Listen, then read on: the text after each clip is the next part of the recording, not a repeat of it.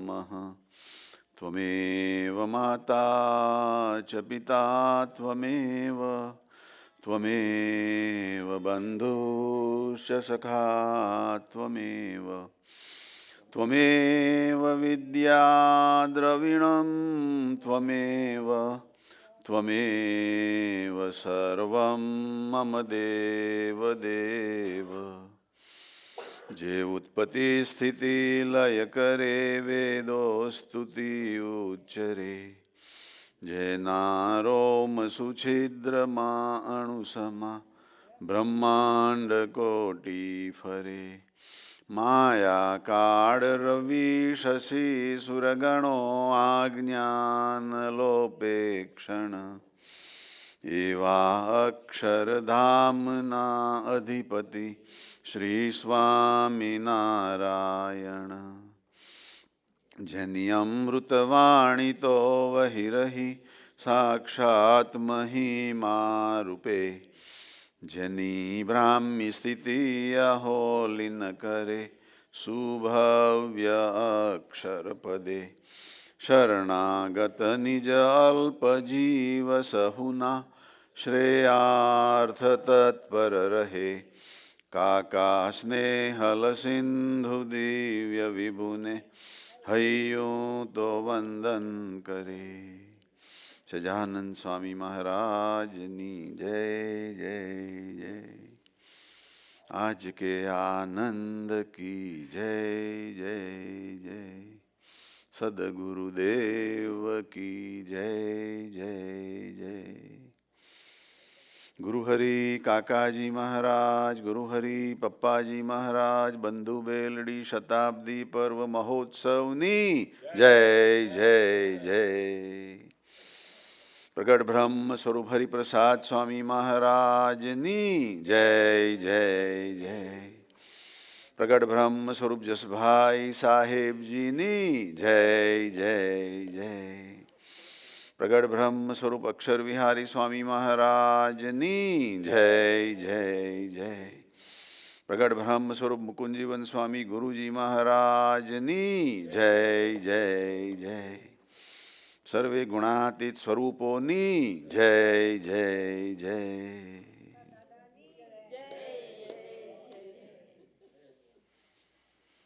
હર્ષાબેન ક્યારે આવી ગયા એ ખબર નહીં પડી. હું તમારા દર્શનમાં હતો. અવાજ સાંભળે ત્યારે મને લાગ્યું આ તો મમ્મીનો અવાજ ન હોય. ગાઢો અવાજ છે.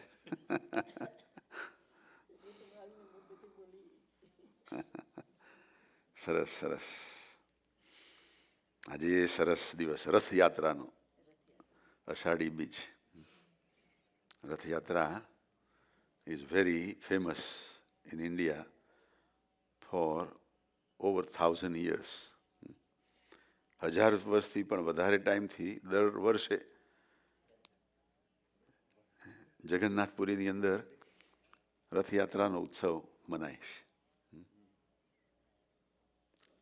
We have been to Jagannathpuri. અમે જ્યારે અમારા નિરંજન જાગીરદારનું લગ્ન હતું કલકત્તા પુરી, ત્યાંથી અમે પછી ગયા હતા જગન્નાથપુરી. અને સ્વામિનારાયણ ભગવાન પણ ત્યાં આગળ 4-5 મહિના રોકાયેલા કે 6 મહિના મને લાગે છે એવું ત્યાં જગન્નાથપુરીમાં રોકાયેલા. અને ત્યાં આગળ પાછું ત્યાં જ 6 મહિના વાયુ ભક્ષણ બી કરેલું કે છે ભગવાને ત્યાં આગળ.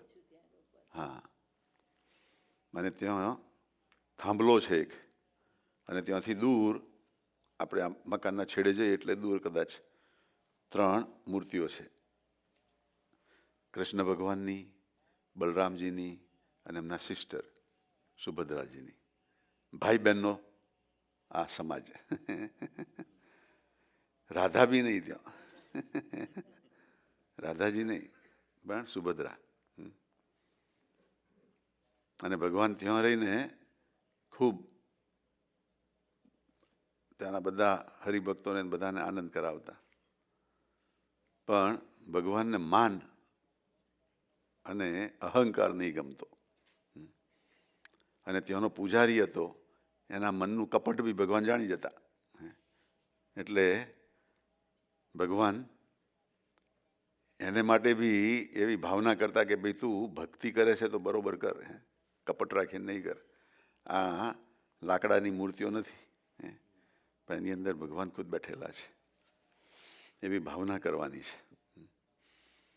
આપણે બધા જ અમુક વખતે શ્રદ્ધાળુ નાસ્તિક થઈ જઈએ છીએ. શ્રદ્ધા છે પણ નાસ્તિકતા બી છે. આપણી અંદર એવું લાગે કે આ તો મૂર્તિ છે, અહીંયા આગળ ગુસ્સો કરીએ, કોઈને ખખડાવીએ, કોકના માટેનો ખોટો વિચાર કરીએ તો એ કંઈ જાણે સાંભળવાના છે. એમાં પહેલાં ઘરવાળીને જ વધારે ખખડાવાય. પંકજભાઈ એવું નથી, આ તો બીજાની વાત. ઘરવાળી છે એક તરીકે વાઇફ બી ગણાય, અને બીજી તરીકે આપણા કલ્ચર પ્રમાણે આપણી બધી ગાળોને આપણો ગુસ્સો ગ્રહણ કરનારી એક વ્યક્તિ બી ગણાય. એ બધે બિચારી શાંત રહે, બોલે કદાચ, બોલતી બી હશે, એવું નથી ના બોલે, બોલે તો જ થાય ને ગુસ્સો, નહીં વધારે. પણ એવું ના માનીએ કે અહીંયા આગળ ભગવાન બી છે. મારી પાસે, મારી સાથે દિવાલ ઉપર મૂર્તિ છે તો એમાં રહીને બી ભગવાન જુએ છે.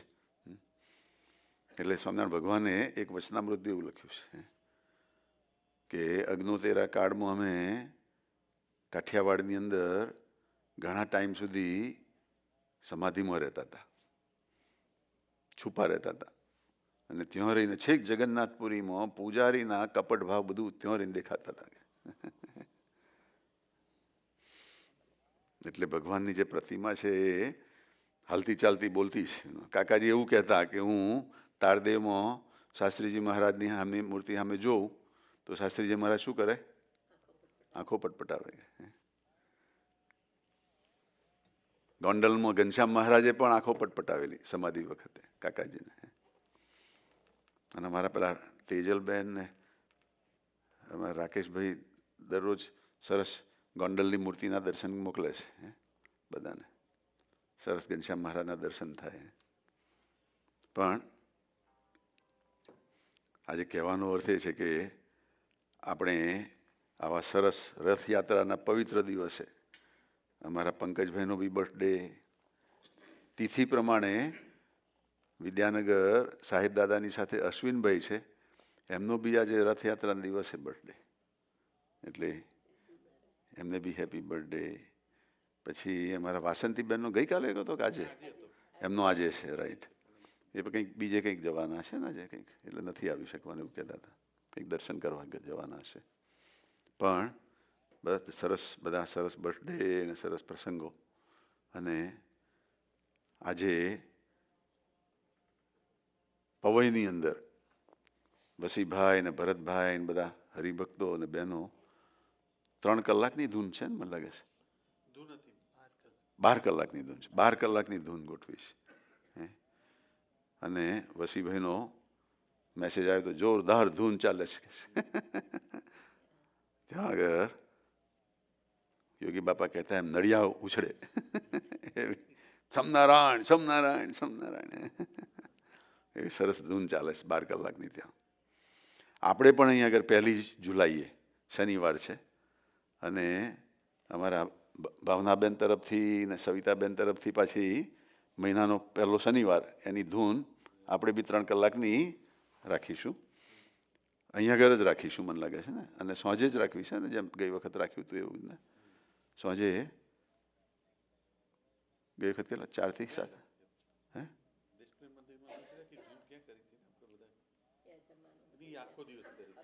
ના ના, તો ત્યાર પછી 3 કલાક નહીં કરી હતી ને મને લાગે છે. એટલે હવે પછી અહીં જ કરવી છે કે?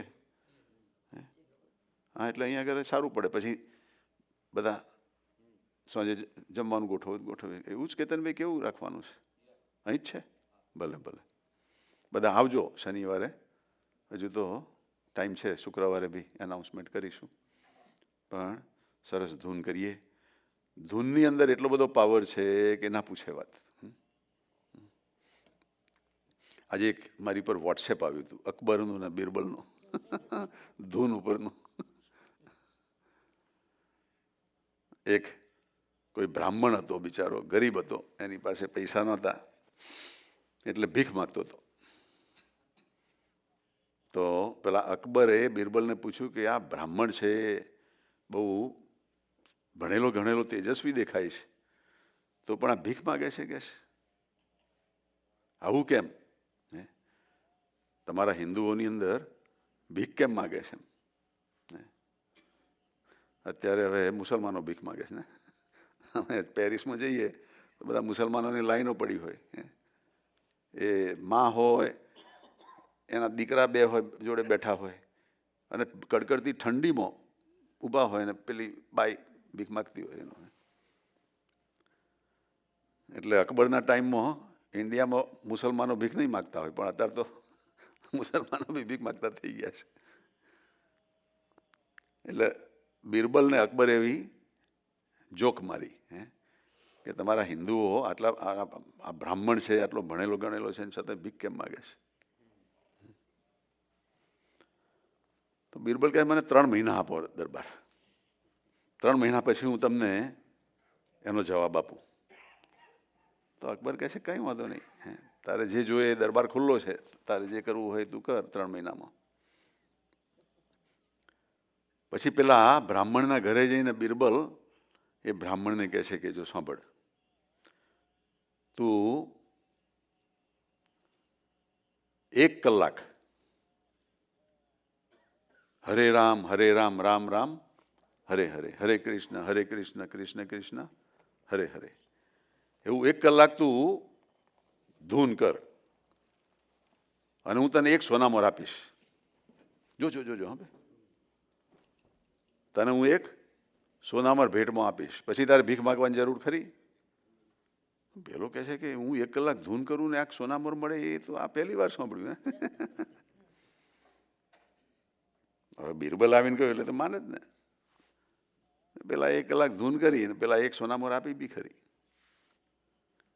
પછી બીજે દિવસ બી એવું ચાલ્યું, અઠવાડિયું એવું ચાલ્યું. એટલે પેલા બ્રાહ્મણને વિચાર થયો કે મારું 1 કલાક ધૂન કરવામાં જો સોનામોર મળતી હોય તો 12 કલાક કરવામાં કેટલો બધો ફાયદો થાય. 12 કલાક ધૂન કરીએ તો ભગવાન કેટલા વરસે આપણી ઉપર. એટલે એણે પછી બીજું બધું છોડી દીધું ને 12 કલાક ધૂન ચાલુ કરી દીધી. પેલી 1 કલાકની પ્રેક્ટિસ થયેલી ને એટલે 12 કલાક બી કઠણ ના લાગ્યા એને. 12 કલાકની ધૂન થઈ. પેલો 1 સોનામોર તો આપી જાય. પછી બીજા 1-2 અઠવાડિયા થયા એટલે એને બીજો વિચાર આવ્યો કે આ 12 કલાકની ધૂન કરું છું તો મને એટલી બધી અંતરમાં શાંતિ ને આનંદ આવે છે, તો હું 1 સોનામોર માટે શા માટે ધૂન કરું? હું ભગવાનને રાજી કરવા માટે ધૂન કરું. અત્યાર સુધી હું સોનામોર માટે ધૂન કરું છું, સોનામોર મળે છે, અને હવે ઘરમાં 30-40 સોનામોર થઈ ગઈ છે. 1 સોનામોર તો વરસ ચાલે આખી, એટલો બધો ખર્ચો તે વખત ઓછો એનો. તો 30-40 વર્ષનું તો મારે મળી ગયું છે બધું. હવે મારે સોનામોર માટે ધૂન કરવાની શી જરૂર છે? એણે બિરબલને કહ્યું કે હવે મારે સોનામોર નથી જોઈતી. બિરબલ કહે છે શું થયું? તો કહે છે કે મને સારો વિચાર આવી ગયો કે આ બધું હું કરું છું એ ભગવાનને માટે કરવું છે મારે.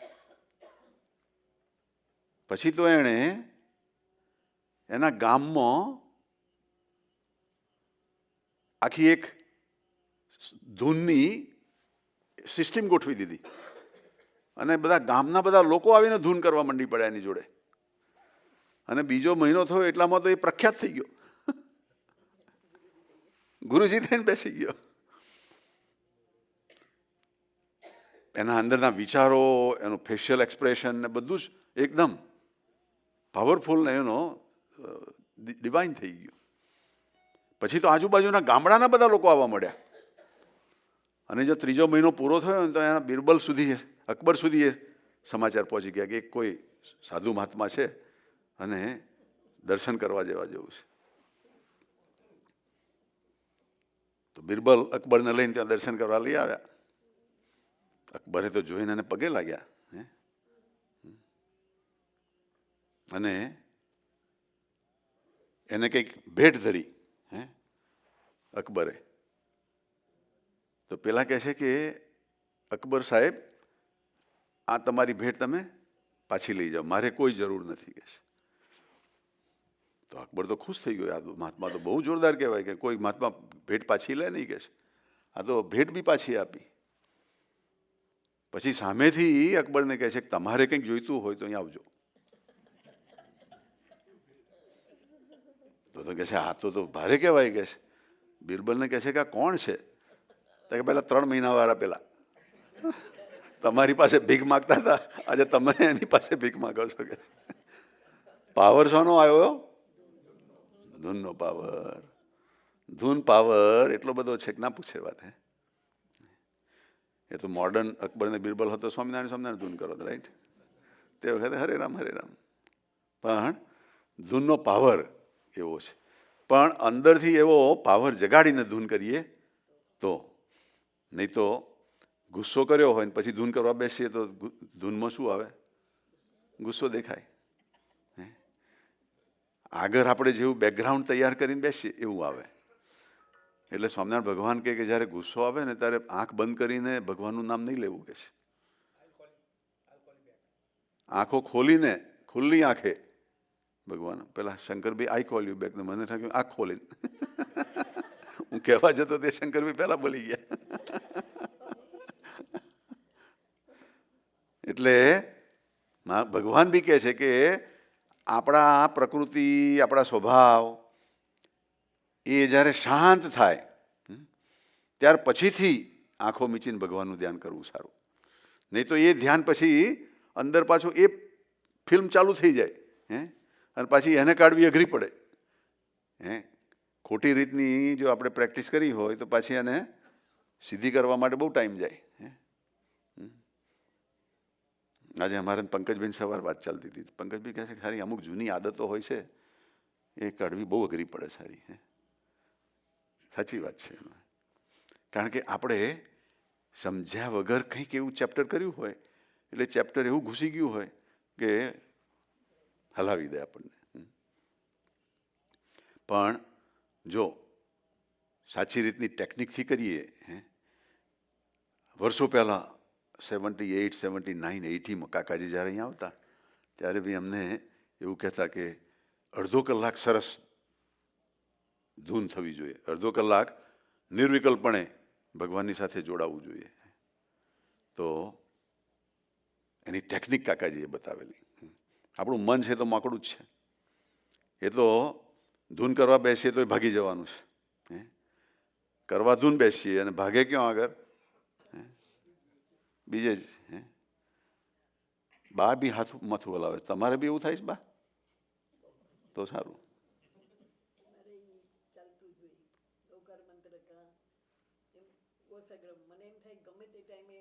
લેવા આવશે, બાથરૂમમાં હોય, ટોયલેટમાં હોય કે રસ્તો ક્રોસ કરતા હોય, એ ક્યારે લેવા આવે જાદુગરની ખબર નથી. એના કરતાં નામ લીધા કરો. દીપકે નહીં કામ આવે, હર્ષાય નહીં આવે, કોઈ જેમ શાય નહીં આવે, કોઈ કામ નહીં આવે. કોણ શાહ? જેમ શાહ. એમનું નામ જેમ શાહ? જયંતિલાલ માણેકલાલ શાહ. ઓ જે એમ શાહ. ઓ ઓકે. મેં કહું ભાઈ આ સિક્રેટ પાછું.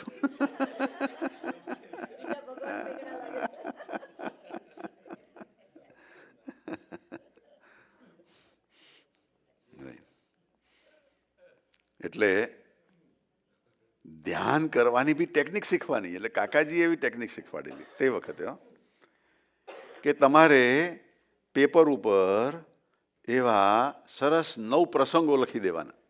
1, 2, 3, 4, 5, 6, 7, 8, 9. પહેલો પ્રસંગ 1973માં કાકાજીના દર્શન કરવા આવ્યા હતા, શિકાગો આવ્યા હતા, અને કાકાજી હાથમાં સરસ એપલ ઉછાળતા હતા. નંબર 1, નંબર 2, નંબર 3 એવા 9 પ્રસંગો લખવાના. અને જ્યારે ધૂન કરવા બેસે ત્યારે મનને કહેવાનું કે હે મનવા અથવા તો મનજીભાઈ, આપણે બીજે કંઈ ભાગવાનું નથી. આ પહેલો પ્રસંગ બરોબર ઘૂંટવાનો છે. એ પતે એટલે નંબર 2 પર જવાનું છે.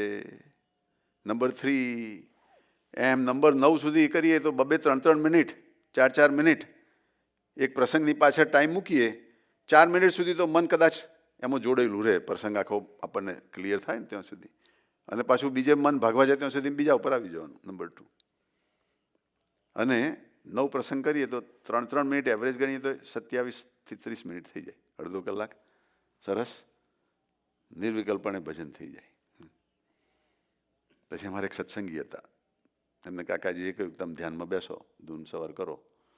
તો કે કાકાજી 1 મિનિટમાં તો ઊભો થઈ જાઉં છું કે છે, એવા બધા વિચારો પજવવા આવી જાય છે, આંખ બંધ કરું ને પેલું આવી જાય મંડળ. પછી કાકાજી આ ટેકનિક શીખવાડી. તો આજે એ બી સરસ ધૂન કરી શકે છે, પ્રાર્થના કરી શકે છે. જેવી ટેવ પાડીએ એવું થાય. પણ ટેવ પાડતા પાડતા એ પેલી દારૂ કરી, એ પેલું બળ્યું, તો પછી એ દાળ જ ઉકરે.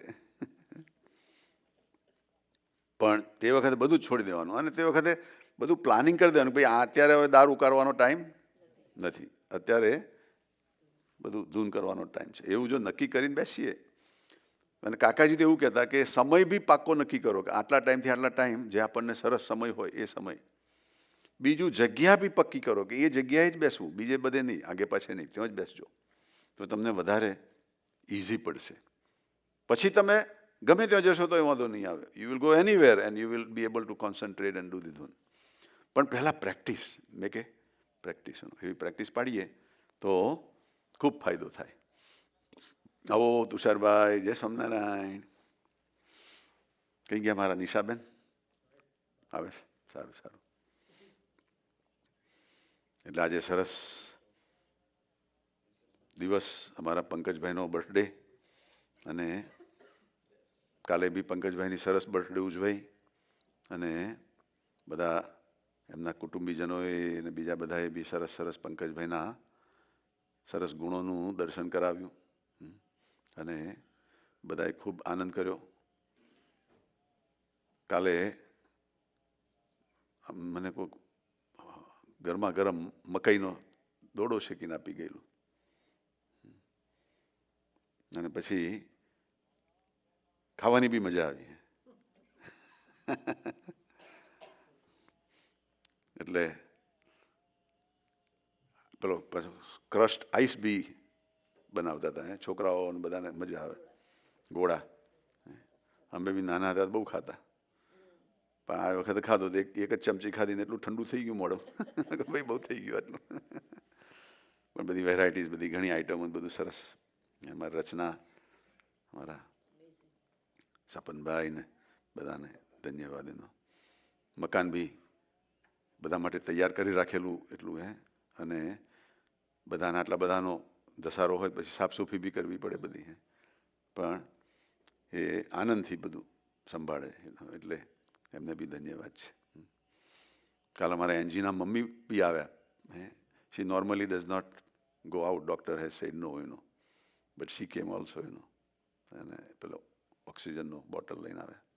સો એવરીબડી એન્જોયડ, સો આજે એના એક્સટેન્શનમાં આજે સરસ અમારા પંકજભાઈને ફરીથી હેપી બર્થડે, અને સરસ સરસ આપણું બધું તંત્ર સરસ ચાલે, બહારનું અને અંદરનું બેઉ.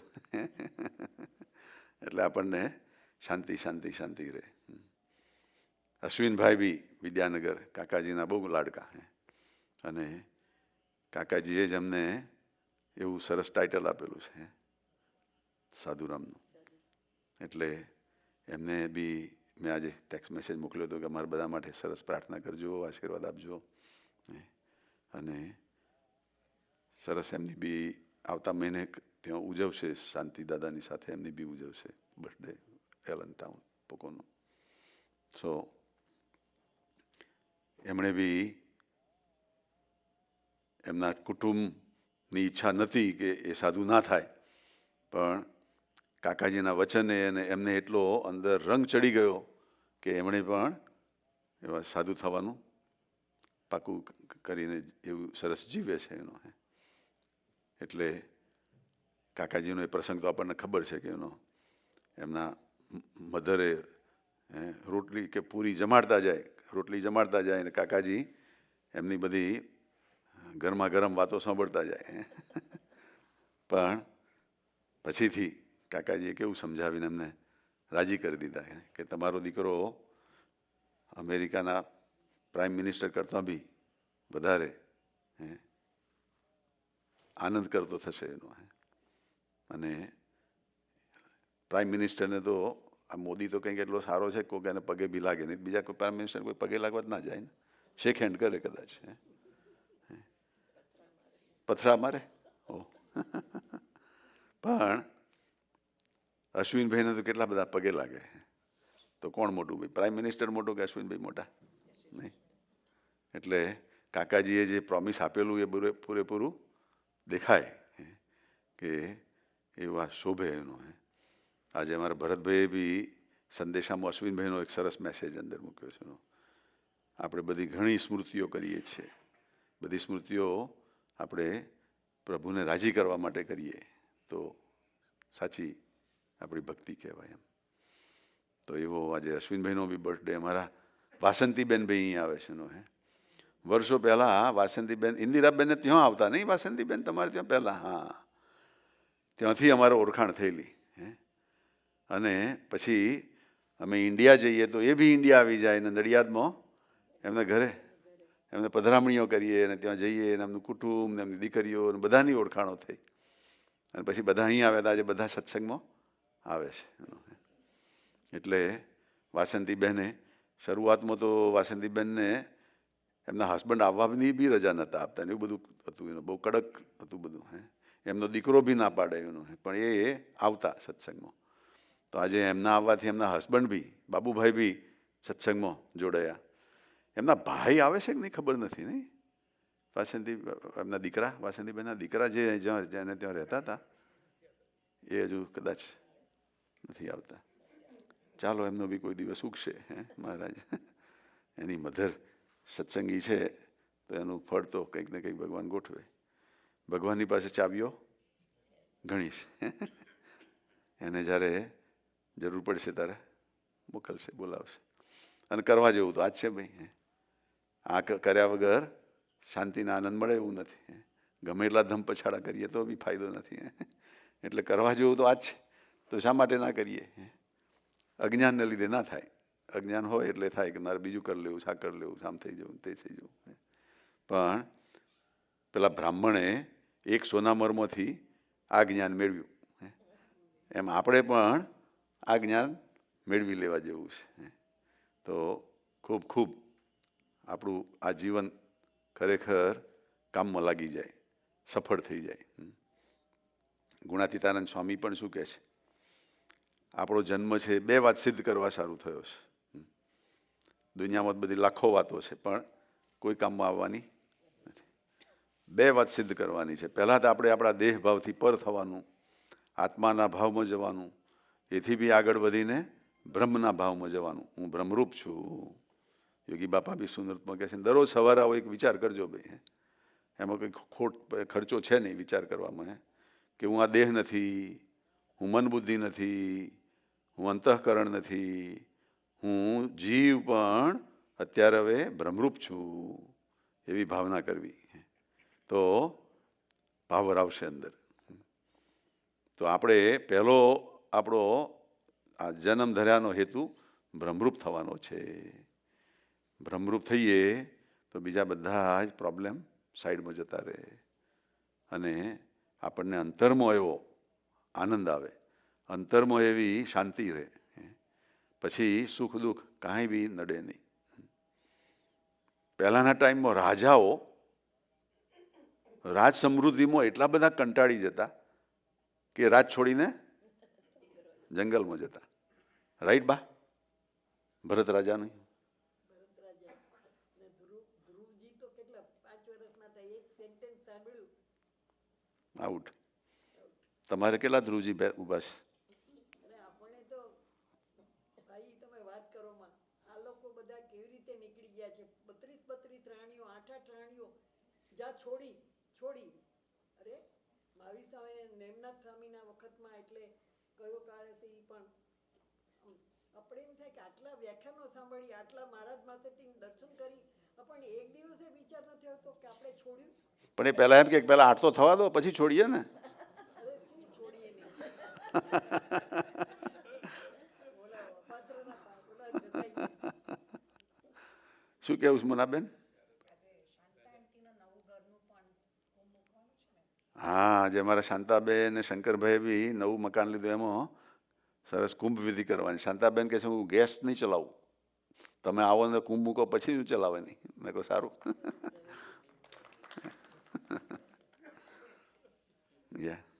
અહીં નજીકમાં જ છે પાછું, અહીંથી બહુ નજીક છે.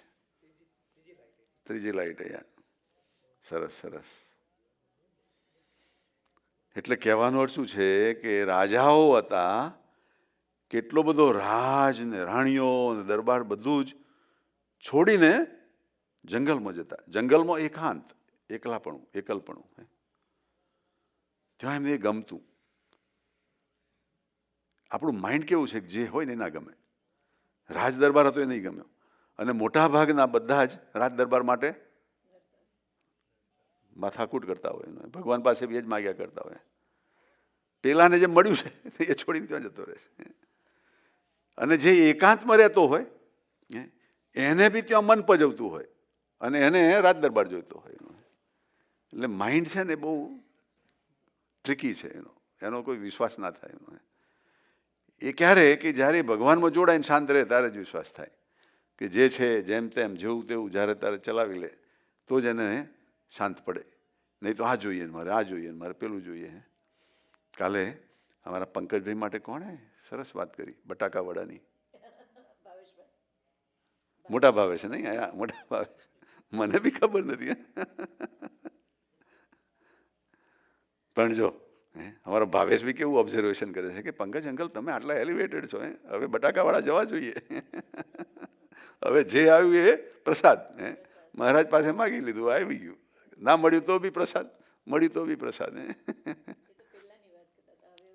હવે એવું નથી. જો હવે જો સ્ટેમ્પ વાગી ગયો. કેલરી દેખાય. પણ હવે તમારી પાસેથી માગી લગતા હશે કે તું મને આપી દે.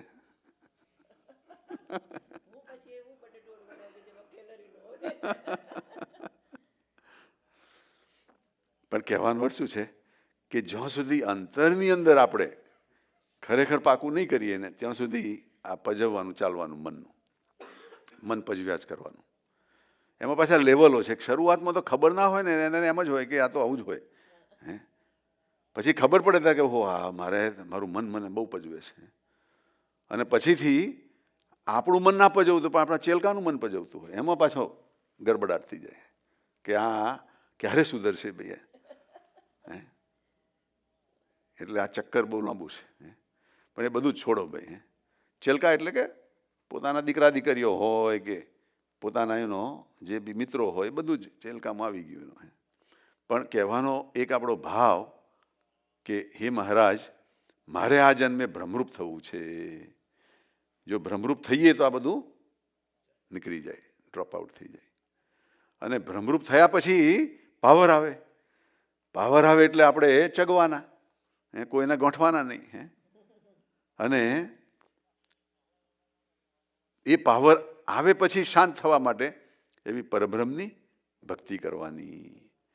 પરબ્રહ્મની ભક્તિ એટલે દરેકની અંદર એવું ભગવાનનું તત્વ જોવાનું.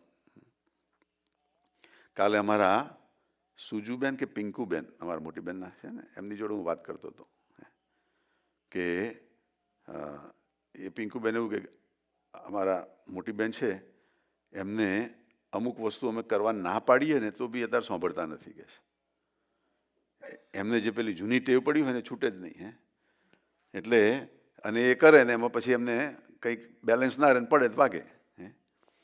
એનો ઉંમર થઈ એટલે મેં એમને પછી કહ્યું, મેં કહું ભાઈ એ બધા નાના બાળક જેવા ગણવાના આપણે, એમને સાચવવા જ પડે ઉંમર થાય એટલે. આજે મારા કુસુમબેન છે એ બી આટલી અશક્તિ હોવા છતાં એમ કે લાવો હું આટલું કરી નાખું, લાવો હું આટલું કરી દઉં. એમનું મન હજુ એવું ને એવું જ મજબૂત છે. એટલે શરીર ટેકો ના આપે અને કરવા જાય તો પછી ગબડે વાગે. એટલે અમારા પિંકુબેન હું કહેતો હતો કે તમારે એમને નાના બાળકની જેમ ગણવાના. અને આમ તો ભગવાન સ્વામિનારાયણ તો એમ કહે છે કે જે આપણી વૃદ્ધાવસ્થા છે ને એ તમોગુણનો ભાગ ઊભો કરે છે વધારે. વૃદ્ધાવસ્થામાં સૂઈ રહેવાનું વધારે ગમે, બીજું આળસ આવે, ત્રીજું ગુસ્સો બી આવે. આ બધા તમોગુણના ભાગ છે એ તે વખત ઉછરે.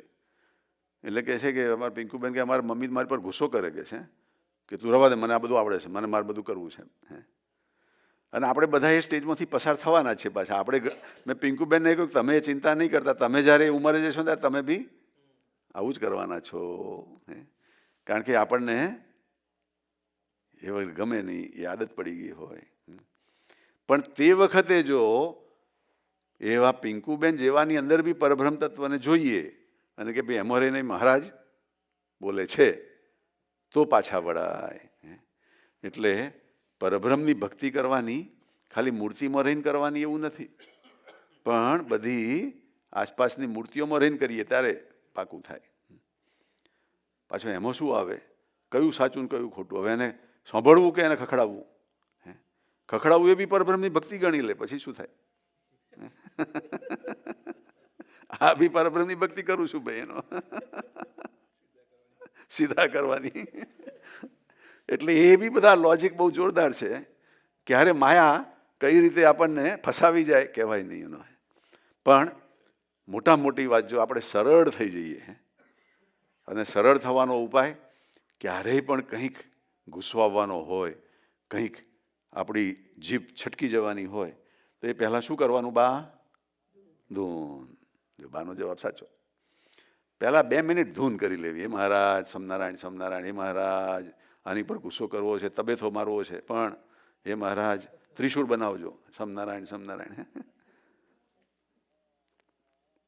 એવી જો ધૂન કરી લે તો પછી શાંત થઈ જવાય. થોડુંક તો શાંત થવાય એનો. તમે શાંત ના થાવ તો પેલો સામેવાળી વ્યક્તિ શાંત થઈ ગઈ હોય. મહારાજ કંઈક રસ્તો કાઢે. પણ એ આપણે પ્રેક્ટિસ પાડવી પડે. એવી પ્રેક્ટિસ કરીએ તો આપણને આગળ વધાય. આજે સરસ આવા દિવસે સરસ બધી પ્રાર્થનાઓ કાકાજી આપણા જીવનમાં આવ્યા અને આ સરસ આવો સત્સંગ સમાજ આપીને ગયા. 1983માં જ્યારે કાકાજીએ અમને કહ્યું કે આપણે એક સોસાયટી નોન પ્રોફિટ ઓર્ગેનાઇઝેશન બનાવીએ, તો અમને તો કંઈ ખબર બી નહીં એનો.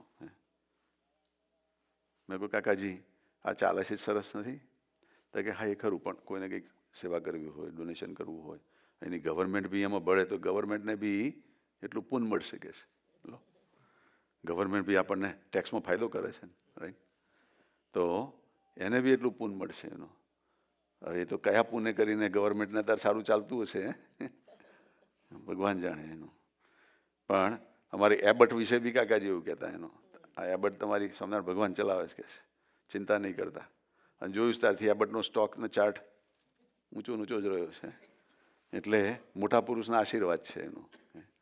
પણ કાકાજીએ અહીં આવીને આવો એક સરસ સમાજ આપણને આપ્યો, અને આ સમાજની અંદર આપણે રિચ્યુઅલ કરીએ છીએ. આ મહાપૂજાને બધું રિચ્યુઅલ છે. આજે બી હું વિચાર કરતો મારા ભાવિક સાથે બેસવું છે અને બધા સંસ્કૃતના શ્લોક થોડા ક્લિયર કરાવવા મારા ભાવિકને. પણ પછી એ વિચાર આવે કે ભાઈ આટલી ભાવનાથી કરે છે એટલી બહુ મોટી વાત છે એનું. દરેકને સંસ્કૃત એટલું પાકું ના બી આવડે એનું. પણ કોઈ જો બીજો કોઈ નવો આવ્યો હોય ને સંસ્કૃતના શ્લોક જાણતો હોય ને આપણે જો સારા સાચા ક્લિયર બોલીએ તો એને સારું લાગે અને એની થોડીક ભાવના જાગે એનું. નહીં તો પછી એને એમ થાય કે આ કેમ આવું બોલ્યા. એટલે આપણે બી થોડુંક એવું ચોખ્ખું રાખવું. ગુરુજી અમારા દિલ્હી એમના જે મહાપૂજા કરવાવાળા સાધુઓ હોય એને બરાબર ટ્રેનિંગ પૂરી આપે એનો. એક એક શ્લોક એવા સરસ બોલે ના પૂછે વાત એનો. એટલે આપણી ભાવના છે, આપણે એક દિવસ બેસીશું બેટા એનો, સરસ થોડુંક કરીશ. તું આટલી સરસ દરરોજ મહાપૂજા કરે છે તો અમે બી તારા માટે એટલું તો ના કરીએ નહીં? આજે ભાવિકે મને સરસ ભાવિક કટ કરી આપી. પહેલી વખત એને કાપ્યા વાળા.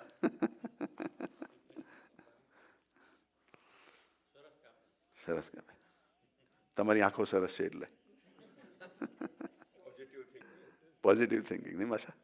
યસ પોઝિટિવ એક્ટિંગ પહેલાં જ મને કહે મેં પહેલી કોઈ વખત કાપ્યા નહીં મેં કહું તું બારી ઉપર પ્રયોગ કર કોઈ વાંધો નહીં ભાઈ.